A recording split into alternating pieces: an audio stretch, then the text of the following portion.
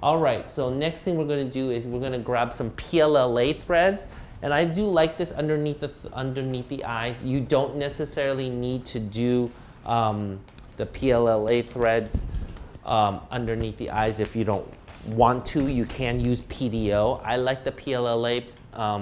The Viola ones are called the Plenty, and we're going to use the 27 gauge 38 millimeter ones. They are a little bit more thinner. They're whiter as far as the thread is concerned. If you look at it, it's a little thin white thread. Ultimately, this one will stimulate more collagen. This is not, the PLLA, remember that it's not great on tensile strength, so it's not going to be great for doing heavy duty lifting, but for collagen stimulation, this is going to do a really, really nice job. And you can place 1 to 2 or 2 to 4 underneath the eyes in different aspects of it to stimulate it. This is a very unique in the sense that this is an 11-0 thread. And actually, this thread is actually a combination of 75 individual threads that are wrapped inside of each other to look like one individual thread. So when you place it underneath there, it actually breaks apart into kind of 75 different threads. So you're going to get a lot more collagen stimulation out of this just because of the way that it is. So this is kind of what we call like a little broom type of smooth thread. So this is actually a lot of threads put together to look like one single thread. But when you place it, we're going to spin it to unravel it and start that spread of the tissue or of the thread so that we get more collagen stimulation. So we're going to plan it out. We're going to place it into this area. I do a little pinch. And you don't want to place this too superficially because this is PLLA. It doesn't irritate the skin so much, but you just want to be a little bit careful. I'm going to slowly get into the tissue layer that I want to stimulate the collagen. This has the potential of bruising the patient, so have that conversation with the patient that they may bruise. You can see I placed it right where I want it to be. When I pull down, that's the area that I want it to stay. So I'm going to spin it, and as I'm spinning it, I'm unraveling the thread and leaving the thread in place. Okay. Beautiful. So you'll see that that's already started to soften that up. I've actually done it on myself. I love this. You know, remember anything superficial, make sure to tell patients it's not just a one-time treatment. Maybe they need a second-time treatment.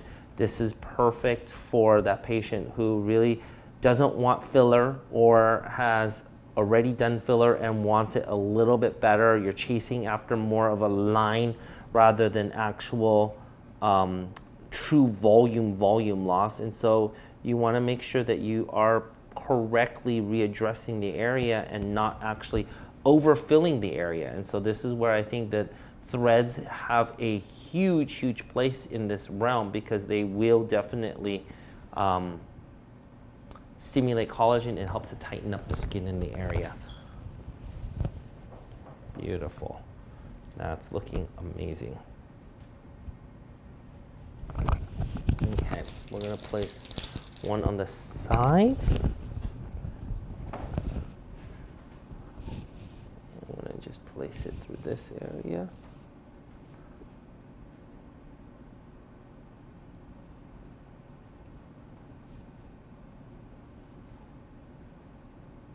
And slowly advance so you're not harming the tissue.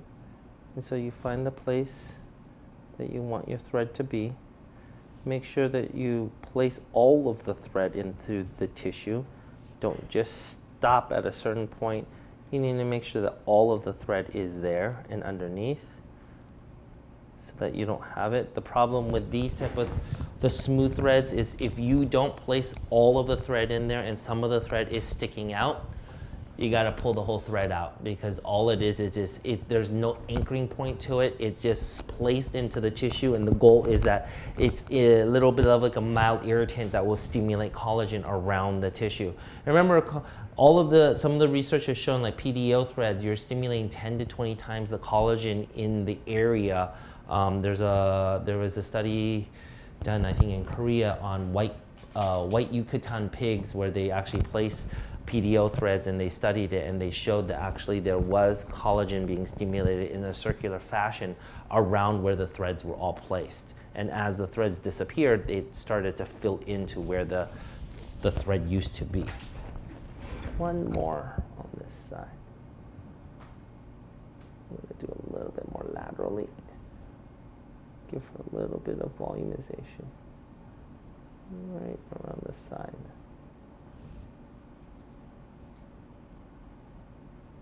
And I definitely spin and slowly withdraw the needle. By doing that and then placing a little bit of mild pressure on there, you can kind of make sure that you minimize bruising. But potentially, because this is around the eyes, it's superficial, you will definitely potentially bruise a patient. Tell the patient they will bruise, so it's the expectation, and if you don't, you're amazing.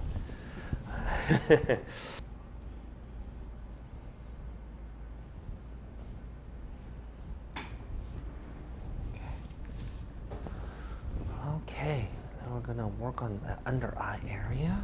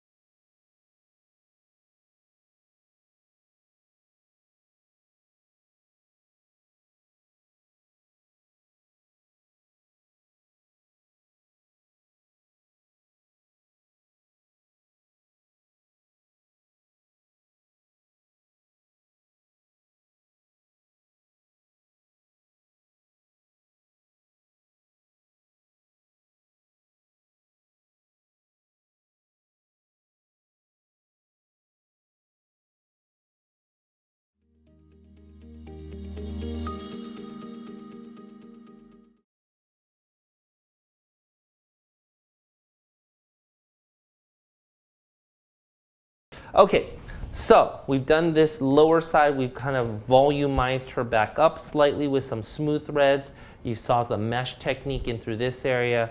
We saw the meshing of a smooth thread technique into this area. You saw the mesh being placed in here. You saw some PLLA smooth threads kind of being placed in through the under eye area. We're actually going to jump and do some barbed threads onto this side. These are going to be 20 gauge 70 threads into this area. Perfect, thank you.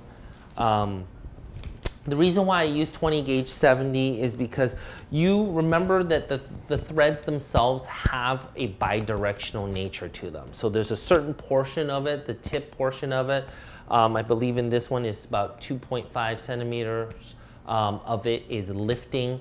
There's a transition of 5 millimeters that gives for movement of tissue. And then the other last portion of it, 40 millimeters, is the anchoring portion. I'm flipping it around because I'm coming in from the angle from the actual brow itself instead of coming from the hairline. You can come from the hairline, there is no problem with that. Just make sure that if you're coming from the hairline that you're not getting any hair caught into the hole that you're going in there and dragging hair in there with you, because that is a potential site of infection. Okay, so because of that, I like to actually come from the brow area and actually head into the scalp.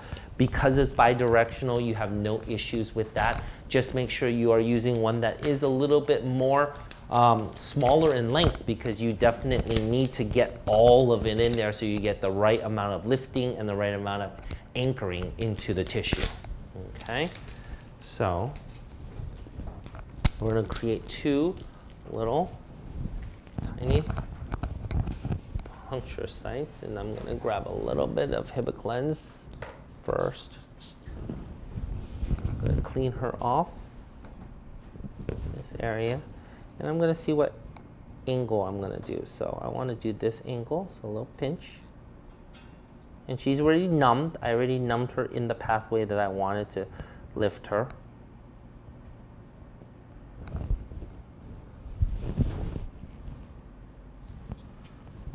Okay, so we are going to start off with the lateral portion.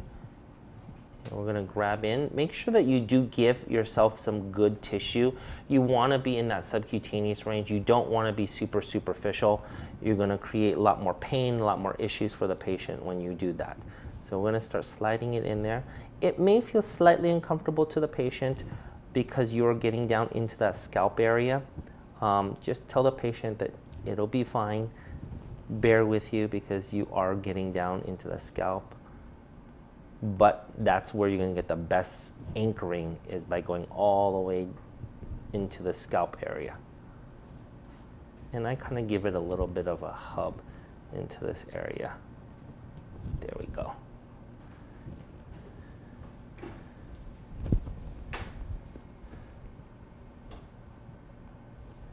And I pull out this way. And I do one more on this side.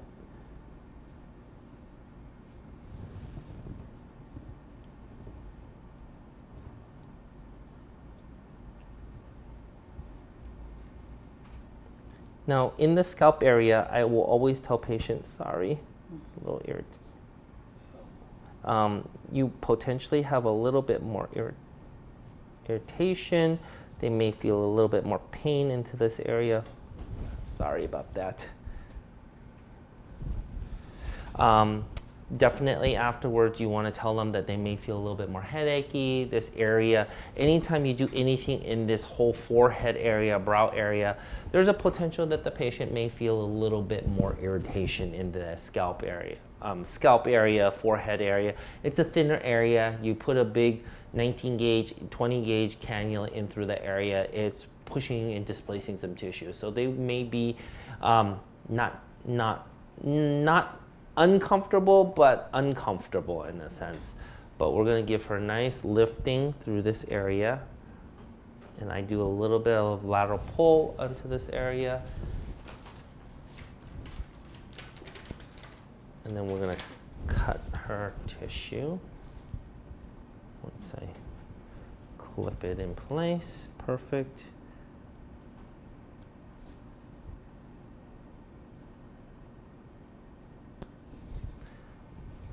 Alrighty, so we've done a little bit of a cat eye brow lifting. And if you want to, if it's too heavy, if it's too lifted, you can kind of relax it out by going the opposite direction.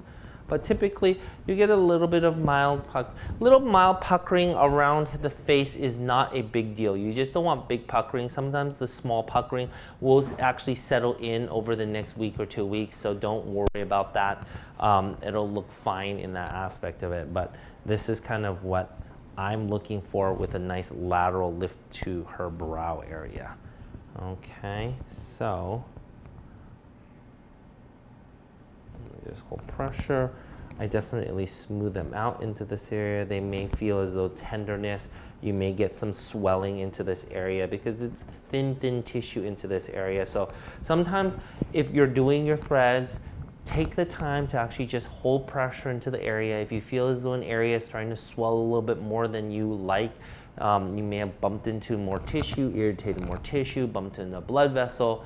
Hold pressure on the area before you move on. You know, that will minimize the patient from having bad sequelae of a lot of swelling, a lot of irritation, a lot more pain afterwards. So I do put a little bit of pressure into the area and just kind of hold it there for a minute or 2 minutes. Same thing with smooth threads and everything like that. That's what you want to do.